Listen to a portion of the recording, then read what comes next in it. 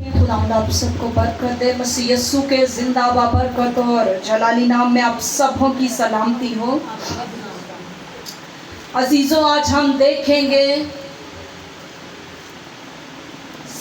Last जो Sunday गुजरा उस पे हमने क्या देखा। उसमें एक खूबसूरत वादा जो पूरा हुआ ईमानदारों की जिंदगी में, और बड़ी सारी बिदअतें हैं। लोगों का कहना है कि उस वक्त ही ये हुआ था, उसके बाद नहीं, या उसी वक्त ये वादा किया गया था और पूरा हुआ। और क्या मेरा और आपका खुदा ऐसा खुदा है? लिमिटेड नहीं, वो लामहदूद है और वो ऐसे ही काम करता जो हमारी अक्ल से, समझ से, सोच से परे है, बाहर है। अब हम देखेंगे कि रसूलों की जिंदगी कैसी जिंदगी। रूहुल कुद्स मिल गया है तो क्या हम बैठ गए? रसूल बैठ गए थे? नहीं। अमाल की किताब आप जैसे पढ़ना शुरू करते, एक बाप से अभी दूसरे बाप की तरफ नहीं गए, 3000 लोग तब्दील, 5000 इंस्टेंट बपतिस्मा लेते, फौरन से खुदा का पाक रूह उनको मिलता और फौरन जो है लोग झुकते। ऐसा नहीं कि कंडीशंस रखी जाती। आज ऐसा होता, खुदा का कलाम जो है वो हमारी ज़िंदगी के लिए होता, हम कहते अगले साल लेंगे बपतिस्मा, इस साल बहुत काम है, अगले साल जो है हम तौबा करेंगे, इस साल बहुत सारे हमारे काम हैं। कौन से ऐसे काम हैं जो तौबा के साथ, बपतिस्मे के साथ नहीं हो सकते? उनको ज़रा उन पे रोशनी डालें और देखें कि अगर आज ही वो कहे इब्ने आदम लौटा, क्या आपको वक्त पता है? क्या अपनी ज़िंदगी के बारे में मुझे और आपको पता है कि क्या कितना वक्त है? एक एक सांस का तो वादा हम करते, लेकिन इन सांसों की हमें नहीं पता कब वो हमें बुला ले, कब वो कहे कि इब्ने आदम लौटा। और हम ना सिर्फ अगला वीक, अगला महीना, बल्कि हम कहते हैं अगले सीज़न में, अगले सेशन के साथ जो सारे जाएंगे मिलकर, जुलूस की सूरत में हम जाकर बपतिस्मा लेंगे। हबशी ख्वाजा ने क्या किया था? किसी साफ पानी का इंतजार किया था? किसी जुलूस के इकट्ठा होने का, बहुत सारी ईमानदारों की जमायत के इकट्ठा होने का इंतजार किया था? कहा कि मेरी कोई काउंसलिंग करो। आज क्लासेस होती 2-2 महीने की और फिर बपतिस्मा दिया जाता, क्योंकि आज का ईमानदार ऐसा ईमानदार है कि लेना हो तो माँ बाप पहले बेचारे परेशान होते हैं कि मनो पता है ना अपनी औलाद का, इन्हें ज़रा सही तरह टीच करो, इसको ज़रा सही से बताएं कि ये बपतिस्मा क्या है जो ये लेने जा रहा। और उससे पहले हमने बहुत सारा डर और खौफ अपने बच्चों के जहन में सिर्फ तौबा को लेकर और इन चीज़ों को लेकर डाल दिया होता। छोटी छोटी चीज़ों का खौफ हम अंदर से ख़त्म कर देते और कहते कि सिर्फ उन चीज़ों से डरो, खुदा के पाक रूह से खौफ खाते हम कि आ जाएगा तो पता नहीं हमारे अंदर क्या हो जाएगा, दलेरी आ जाएगी। सलीब से ये सारे वही शागिर्द थे जो सलीब पर मसीह यस्सु था तो ये छुपते फिर रहे थे, यहाँ तक कि इनकार भी कुछ ने कर दिया कि हम नहीं जानते, और बड़े सख्त अल्फाजों में इनकार भी किया, हम भी नहीं कि नहीं मलाउन हो जो इसको जानता हो। यानी उठना बैठना, कुछ ने कानों में बातें की कि ये भी साथ होता था, ये भी था, ये हमें मुनादी के दौरान चलता फिरता हमें नजर आया, लेकिन इनकार, साफ इनकार। वही शागिर्द जब आप इमाल की किताब को खोलते, पहले बाप से शुरू हो जाता है काम, सब दुआ में मशगूल। खूबसूरत ईमानदार का हथियार। आज हम उस हथियार के बारे में देखेंगे और सीखेंगे। क्या ईमानदार का खूबसूरत हथियार है? दुआ। दुआ में क्या करते? सारे मशगूल रहे और खुदावंद के वादे का उन्होंने इंतज़ार किया। पहले हुक्म माना, बालाखाना में ठहरे रहो जब तक तुम्हें कुव्वत का लिबास ना मिल जाए। उससे पहले वो मेरे और आप जैसे ही थे कि कोई पूछने भी आया बाहर तो छुप जाना, कोई बात भी हुई है तो देखना ऊंची आवाज में ना हो। और जब खुदावंद का पाक रूह आया तो इस कदर दलेरी आई कि उन्होंने ना दिन देखा ना रात देखी, ना उन्होंने वो जगह देखी ना मुकाम देखा। हर जगह जहां भी गए मुनादी करते चले गए। और आसान जिंदगी नहीं थी। जैसे आज हम इरादा किया खिदमत का, किसी बड़ी मिनिस्ट्री ने हमें फौरन से अप्रोच किया, हमने उनका हाथ पकड़ा, उनका नाम अपने नाम के साथ लगाया, उन्होंने हमें एक बड़ा सा टाइटल दे दिया, रेवरेंड होने का, पास्टर होने का एक बड़ी डिग्री भी मिल गई। और हम बड़ी दिलेरी से फिर कंफर्ट जोन के अंदर, अपने एरिया के अंदर रहकर, जहाँ तक हमें फ्यूलिंग मिल रही है, जहाँ तक हमें एक्सपेंस मिल रहे हैं, जो हमें कलाम के लिए टीचिंग मिल रही है, बुकलेट मिल जाता है, आपने हर संडे इस तरह से प्रॉपर काम करना है। कहाँ गया खुदा का रूह? कहाँ गई दलेरी? कहाँ गए वो खादमीन? एक्ट। अमाल का क्या मतलब है? एक्ट, अमली जिंदगी। शागिर्दों की जिंदगी हकीकतन अमली जिंदगी थी। 120 की जुमाए, 12 लोग, ऐसे लोग जिन्होंने ना दिन देखा ना रात, ऐसे लोग जिनके लिए लोग जायदादें बेचते और लाकर रकम रसूलों के कदमों में रख देते। इस लायक थे वो डिजर्व करते थे कि उन पर इतना अंधाधुंध एतबार किया जाए, एतमाद किया जाए। और जरूरत के मुताबिक रसूल जो है वो बांट देते। ये नहीं कि मैं कितने बहुत दूर जाना है, मेरी बुढ़ी ते मेरे बच्चों को बहुत राशन चाहिए ना। सब जरूरत के मुताबिक डिस्ट्रीब्यूशन थी उनमें प्रॉपर 7 लोगों को जो है मखसूस किया गया कि वो इंतजामात को देखें। आज हम टाइम शॉर्ट है क्योंकि आप लोग आते लेट हैं, आप लोग खुदारा ये वक्त को, इस चीज़ को कदर रखा करें। इतने बजे शुरू, हमने भी इतने बजे ख़त्म होने का टाइम हमें बड़े अच्छे से याद। स्कूल में जब बच्चे जाते हैं तो शुरू का जो टाइम है उसमें क्या वो टाइम मिस करके जाते हैं कि छुट्टी तो चलो 2 बजे 1 बजे होनी है, आज जाने हैं 10-11 बजे। नहीं ना, आप स्कूल में बच्चों को टाइम पे ड्रॉप करते ताकि उनको एक प्रिंसिपल ऑफिस में ना जाना पड़े, बाहर धूप में खड़े ना होना पड़े, कोई एक्सक्यूज ना करना पड़े और टाइम पे बच्चे सारी चीज़ों को सीखें। क्या 2 पीरियड अटेंड करने आपके बच्चे कभी स्कूल में गए हैं? नहीं।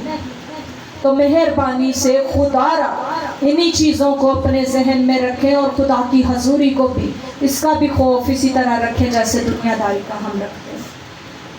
आज हम देखेंगे अमाल की किताब और उसका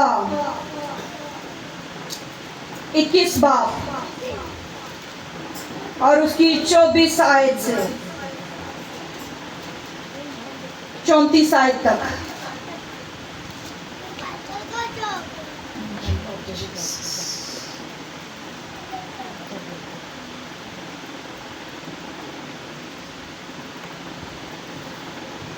उन्हें लेकर अपने आप को उनके साथ पाक कर।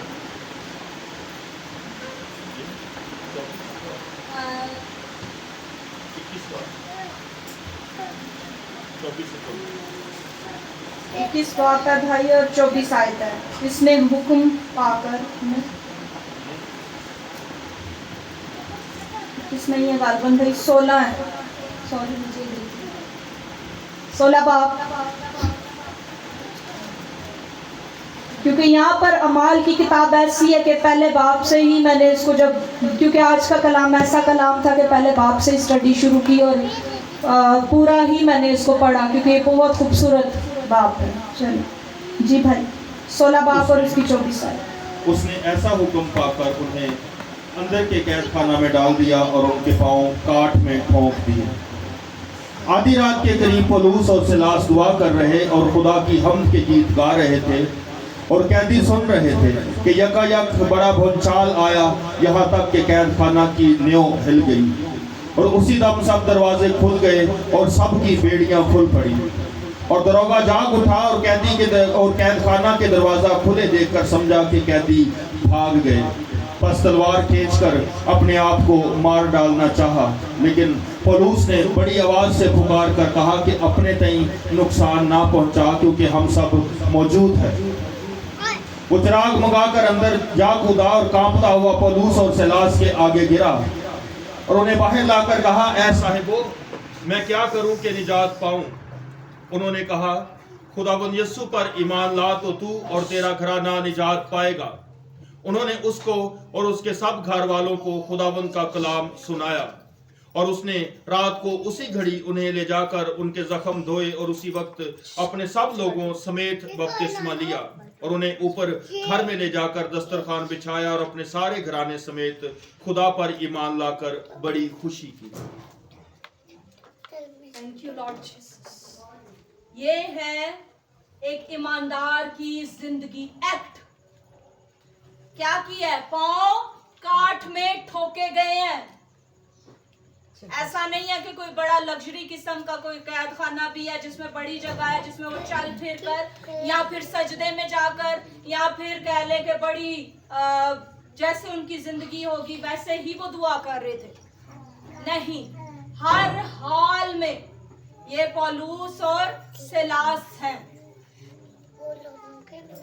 कौन सा पौलुस? जो अपने आप को अधूरे दिनों की पैदाइश कहता है, जो कहता कि काश कि मैं अपनी माँ के पेट से ही ख्वाजा सरा पैदा होता। हर रोज अपने आप को मैं मारता और कूटता हूँ, अपनी ख्वाहिशात को, क्योंकि अजीजों एक लग्जरी लाइफ गुजार रहा था। जैसा आज कह लें कि अमेरिकन या कैनेडियन शहरियत पास हो, आपके आप पासपोर्ट होल्डर हैं, आप नेशनैलिटी होल्डर हैं, तो आपके अंदर एक फख्र होगा। किसी भी आम मुल्क में जाएंगे तो आप कहेंगे वो तो कुछ भी नहीं कर सकते। ऐसा ही था पौलुस। मुअल्लम था शरीयत का, मुअल्लम था, उस्ताद था। ऐसा भी नहीं कि कोई आम सी शख्सियत है जो कह लें कि बिल्कुल ही इल्म से नावाकिफ है। शरा का आलम है और बहुत ज्यादा कह लें कि अपने अंदर जो शरीयत पर पूरा उतरते वो अपने अंदर कह लें कि पूरी ही तकमील शरीयत की कह लें उन्होंने कर लिया तो सब कुछ पूरा है। लेकिन कैसे मुकम्मल होते जब हम मसीह यीशु को जिंदगी में कबूल करते। अब बात जैसे ही आती है कि ईमानदार की दुआ की, तो हम क्या करते? आज पास्टर जी दुआ मिस हो गई। क्यों मिस हो गई? क्योंकि आज हमारे घर गेस्ट आ गए। आज पास्टर जी दुआ जो है वो नहीं कर पाए। क्यों? क्या हुआ? आज तकलीफ थोड़ी सी ज्यादा थी। आज बीमारी ने ऐसा गलबा दिया कि आज हम भूल ही गए जागना। क्या ईमानदार की जिंदगी ऐसी जिंदगी होनी चाहिए? क्या ईमानदार का ये लेवल है कि हमारे बिस्तर पर भी हमें कुछ कंफर्ट नहीं महसूस होता तो हम कहते हैं कि रहने दे, आज नहीं तो चले फिर से कल कर लेंगे। क्या चाहता वो? ये खूबसूरत मिसालें जो जिंदगी में हैं, पौलुस की जिंदगी को देखेंगे। स्टिफनेस की दुआ, स्टिफनेस जो है वो जब संसार किया जा रहा तो बुजुर्ग पौलुस जो है साउल के तौर पर वहां पर मौजूद थे।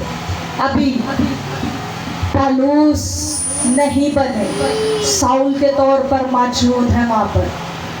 कपड़े शपड़े पकड़े हुए हैं जिसको संसार किया जा रहा है उसके, और आपस में बातचीत चल रही है क्योंकि एक बड़ा अच्छा काम हो रहा है कि एक मसीही को संसार किया जा रहा है, गवाही देने वाले को संसार किया जा रहा है। लेकिन उसकी खूबसूरत दुआ, ऐ बाप इनको माफ कर, हकीकी शागिर्दों की दुआ, हकीकी ईमानदार की दुआ, ऐसी दुआ, ऐसी दुआ क्यों ना सामने वाले की जिंदगी बदल दे। आज थोड़ी सी भी परेशानी आती तो हम मायूस होते, इंसान होते हैं, इसमें कोई शक नहीं, मैं भी ऐसी ही हूँ। सबसे पहले इंसान का दिल दुआ और इन चीज़ों से हटता और पीछे होता है। इंसान कहता यार क्या ऊपर नीचे ऐसे ही हालात, हम कंफर्ट जोन चाहते, एक ही रास्ता जो खुला कुशादा और बड़ी उसमें खुशहाली हो। सॉरी, ईमानदार की जिंदगी ऐसी जिंदगी नहीं। देखेंगे पतरस और यूहन्ना ने जब ईमान लाने वाले सामरियों के लिए दुआ मांगी और नतीजे में उनको रूहुल कुद्स हासिल हुआ। अमाल 8 बाप उसकी 15 आए। इसके बाद अपनी तब्दीली के बाद साउल तरसीसी ने यहूदा के घर के लिए दुआ मांगी। अब वही साउल तरसीसी जिसका रास्ते में इनकाउंटर हुआ, डायरेक्ट इनकाउंटर। कौन है तू जिसको तू सताता है, जिसके लोगों को तू मारता और कूटता और घसीटता है, जिसे तू सताता है। Direct encounter. फिर अपनी तब्दीली के बाद वो यहूदा के घर में जब हो के जाता है तो उसके लिए दुआ मांगता है। खुदा उसकी दुआ का जवाब कैसे दिया? खुदा ने हननिया को उसके पास भेजा। ऐसा खुदा, यानी खुदा जो है आज भी वसीले बनाता, वो खुदा जो डायरेक्ट ही आपसे बात कर रहा है। बाज़-औक़ात वो किसी को भी तैयार कर देता आपसे, आपको रास्ता दिखाने के लिए, किसी को भी तैयार कर देता आपकी आंखें खोलने के लिए, किसी को भी तैयार कर देता आपकी रूहानी बेदारी के लिए, किसी को भी उठा खड़ा करता। जैसे नुमान कोड़ी के लिए एक बच्ची, और वो बच्ची भी कैसी बच्ची थी? जो लौंडी थी, यानी उसको क्या कह लें, एक मुलाजमा के तौर पर, जैसे किसी मुल्क में जंग की जाती, जब फतह हासिल होती तो लोगों को ले आते वहाँ से क्या कह लें, जलकमार बनाकर या फिर कैसे, मतलब कुछ भी। ऐसी बच्ची वो अपनी मालकन से बात करती, कहती काश मेरा आका उस शहर में होता जहां खुदा का नबी है। और आपस में बातचीत हुई, उन्होंने कहा क्यों ना हम जाएंगे। अभी तो हमारे मुल्क के हालात भी ऐसे हैं कि हम उनसे ऊपर हैं, जाएंगे, बड़ा वार्म वेलकम होगा। जाते ही वो बुजुर्ग अलीशा जो है जब भी मारेगा कहेगा आ जाओ जी, वार्म वेलकम, खुश आमदीद, आए। ऊंची हस्ती, ऊंचे हदिये नजराने देकर वो बाहर से सामने से आके मुझे वेलकम कहेगा। अंदर का गरूर और घमंड, उसने कहा सामने से यकीनन वो आ रहा होगा, उसको लोगों ने बता ही दिया होगा, सिपा सलार नुमान आ रहा है। सिपा सलार जिसके अंडर फौज होती और फौज के 100 लोग उसके अंडर होते थे, और अपने अंदर घुमंड और गरूर लेकर वो अपनी शिफा के लिए जा रहे हैं। और खुदा का खादिम, खुदा का बंदा, खादिम, कैसा खादिम? वो खादिम जो खुदा का खादिम है, लोगों का नहीं। उसने अंदर से ही पैगाम भेजा, जा उसको क्या है 7 घोटे लगा दे। उसने कहा क्या वहां पर नहीं है नदियां, पानी, चश्मे, वहां पर दरिया नहीं है? यहाँ पर ही। नौकरों में से किसी एक ने कहा, उसके कहने पर एक दफा अमल करके देख ही ले उस्ताद, फंसे आते हैं ही। क्या किया खुदा ने? मेरे और आपके खुदा ने पहले उसके घमंड को तोड़ा, उसके गरूर को तोड़ा, फिर उसको शिफा दी। सिर्फ एक छोटा सा हथियार, दुआ, ईमानदारों की दुआ। एलिया हमारा हम तबीयत इंसान, कलामे खुदा फरमाता है मेरे और आप जैसा ही इंसान था। घुटनों पे बैठकर क्या गाते थे हम? मांगता था वो। क्या क्या मांगता था वो? लोगों पर हुक्मरानी, लोगों के दिलों पर राज, बड़े बड़े मौजज़ात, फक्त दुआ मांगता था। एलिया हमारा हम तबीयत इंसान था, हमारी मानेदे था, फक्त लेवल बढ़ा था तो ईमान का, फक्त उसके अंदर जो गैरत थी, जो उसके अंदर जुर्रत थी, वो एक बड़े ईमान को जाहिर करती। फिर हम देखेंगे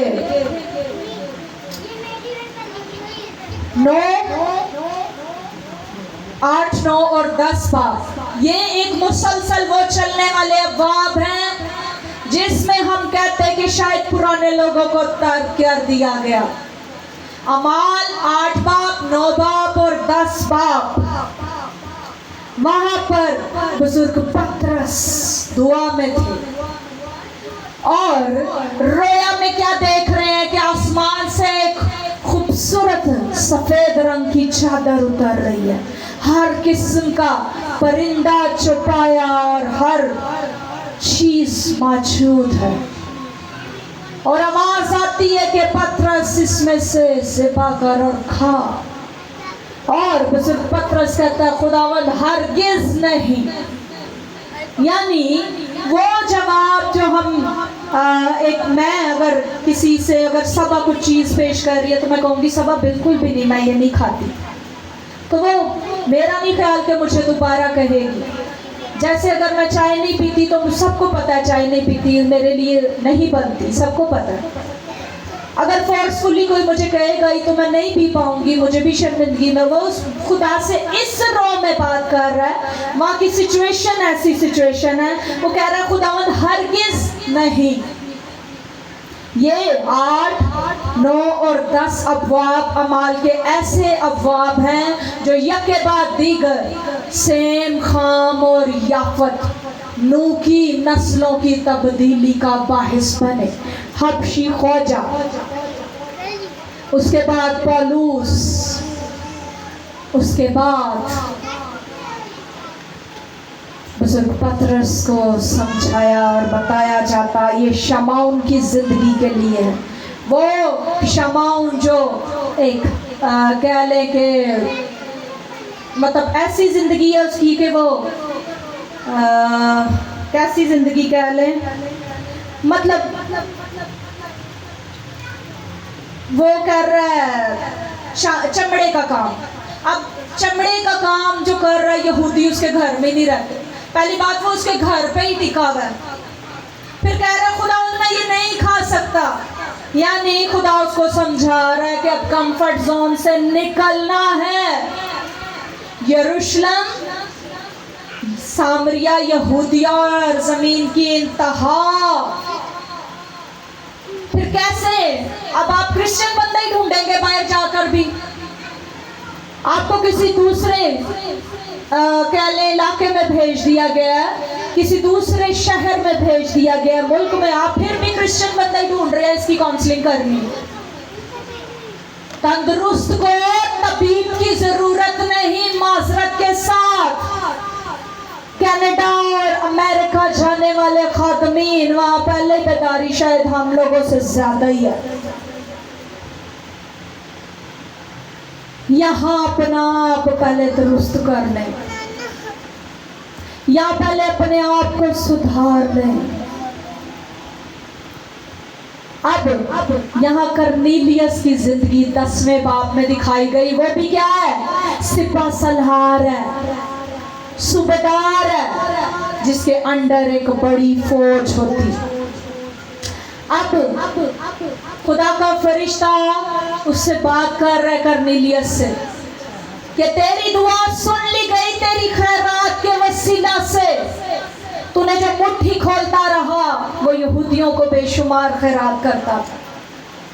यानी खुदा के लोगों के लिए उसके हाथ वक्तन फवक्तन खुलते रहते।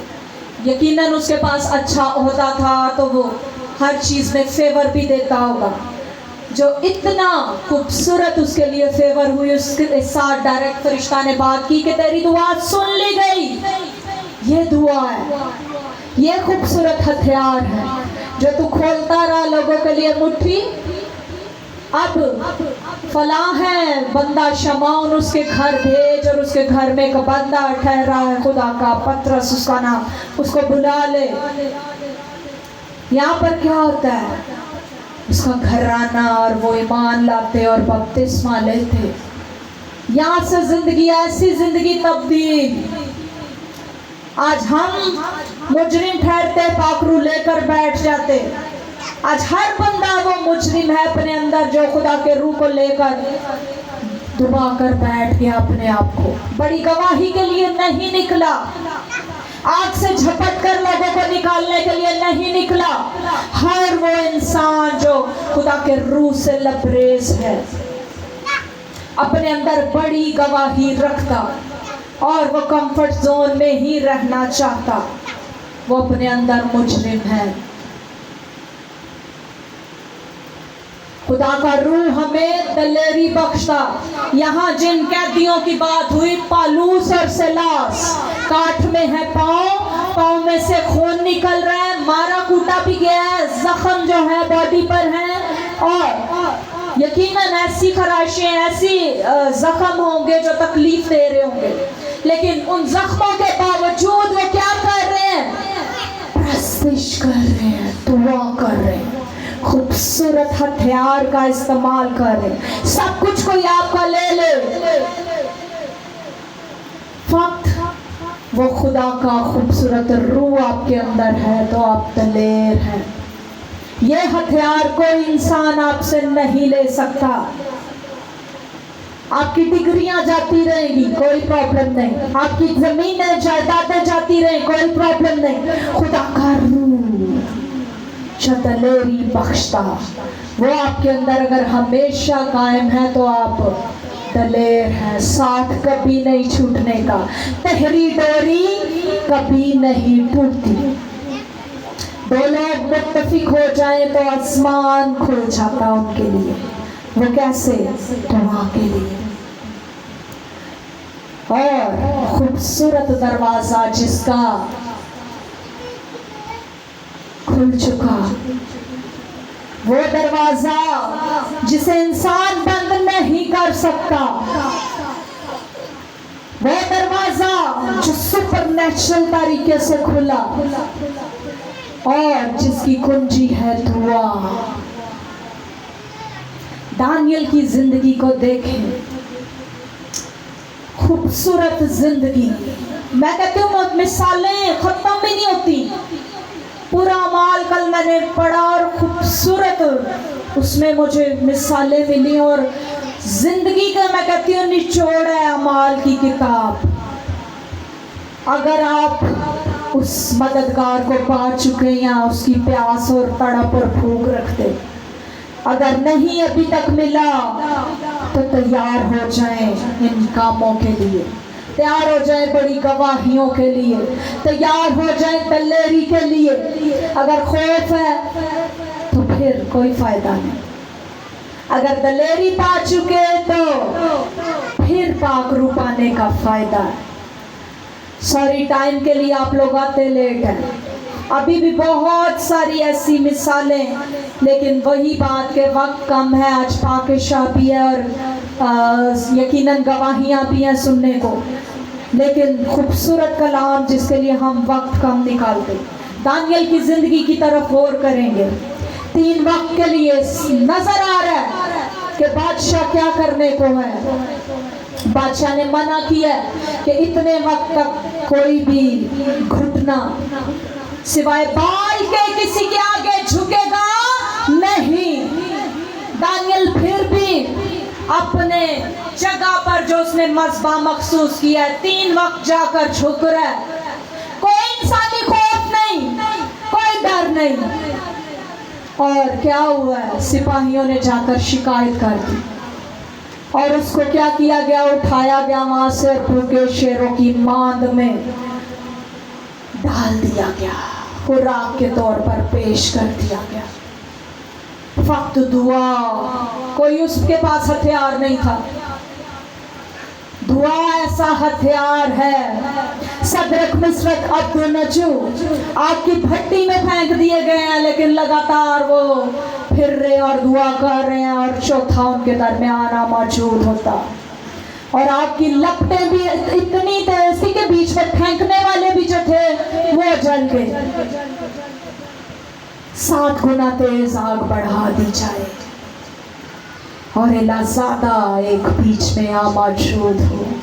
वो आपका और मेरा खुदा है, फक्त दुआ के वसीला से। ऐसे सुपर नेचुरल काम, ऐसे बड़े बड़े मौजज़ात, ऐसी बड़ी बड़ी गवाहियाँ उन लोगों के लिए है जो उस खूबसूरत हथियार को कभी नहीं छोड़ते, और वो है दुआ। सब्र को अपना पूरा काम करने दो। दुआ करते करते थक नहीं जाना, मशगूल रहना है।